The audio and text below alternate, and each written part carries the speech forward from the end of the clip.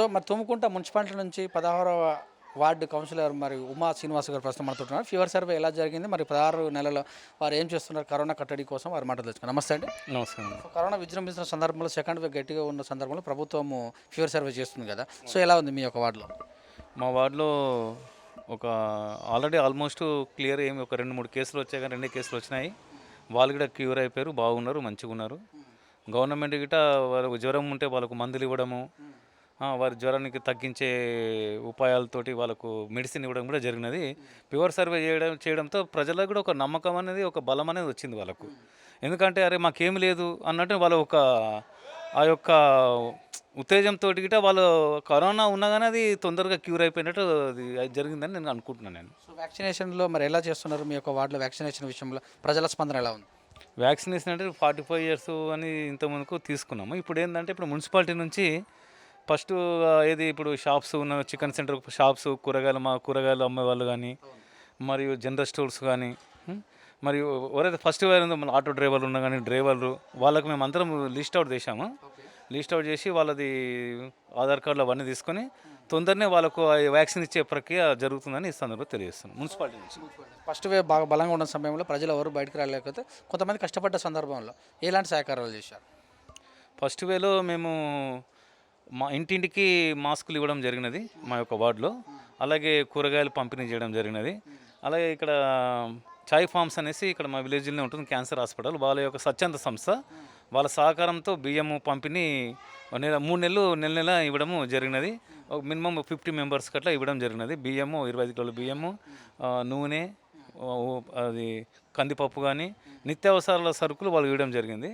అలాగే మేము గిట కొంచెం స్వచ్ఛంద సంస్థతోటి మా మల్లారెడ్డి గారు నాయకత్వంన మా మున్సిపల్ చైర్మన్ కానీ, వైస్ చైర్మన్ కానీ, మా కౌన్సిలర్ గిట అందరం గిట మా యొక్క ఈ దేవరయాంజాల్ గ్రామంలో మేము ప్రతి ఒక్క బీదలకు బియ్యం పంపిణీ చేయడం జరిగినది. ఏది వలస కూలీలు కానీ, బీహారీలు, రాజస్థాన్ నుంచి వచ్చిన వలస కూలీలు, ఉత్తరప్రదేశ్ నుంచి వచ్చిన వలస కూలీలు, వాళ్ళకు మేము ఏది బియ్యం పంపిణీ చేయడం జరిగినది. సో మరి వర్షాకాలం వస్తున్న సందర్భంలో మళ్ళీ సీజనల్ డిసీజ్ వచ్చే అవకాశం ఉంది, మీరు ఎలా అప్రమత్తం చేస్తారు ప్రజలను?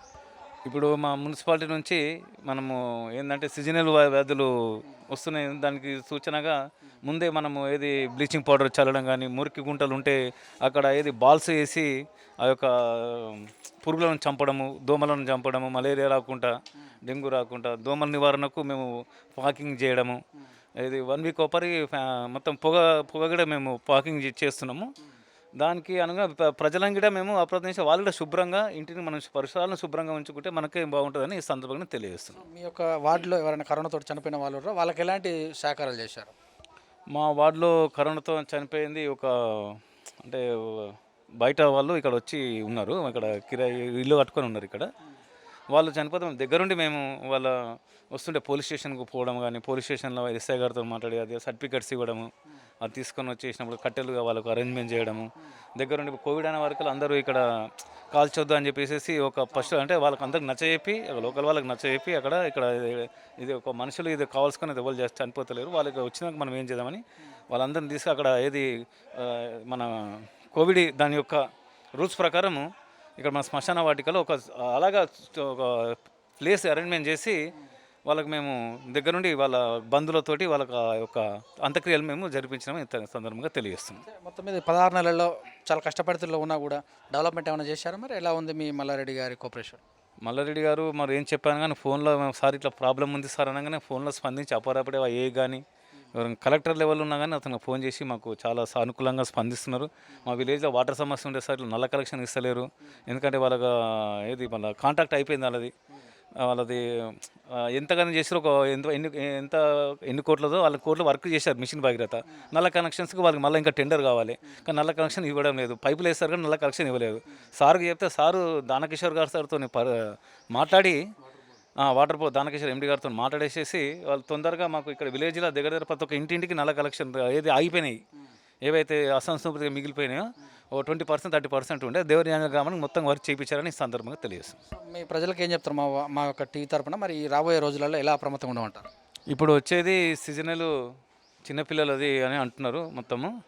దానికి అనుగుణంగా మన ఏది తెలంగాణ గవర్నమెంట్ కూడా దానికి అనుగుణంగా నీలపార ఆసుపత్రి కానీ ఇంకా వేరే హాస్పిటల్గా అందరూ సంసిద్ధం చేస్తున్నారు.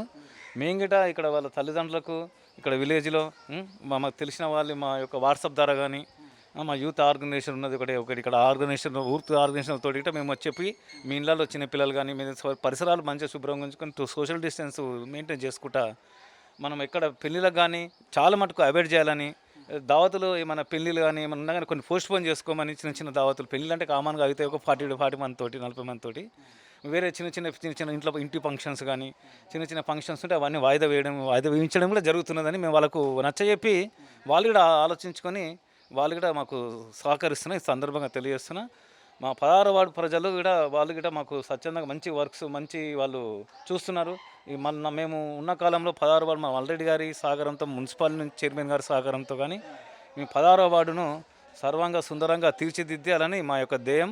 మన నీళ్లు కానీ మంచినీటి సౌకర్యం కానీ లైట్లు కానీ అండర్ గ్రౌండ్ డ్రైనేజ్ సిస్టమ్ కానీ ఇప్పుడు రోడ్లు వేస్తున్నాము.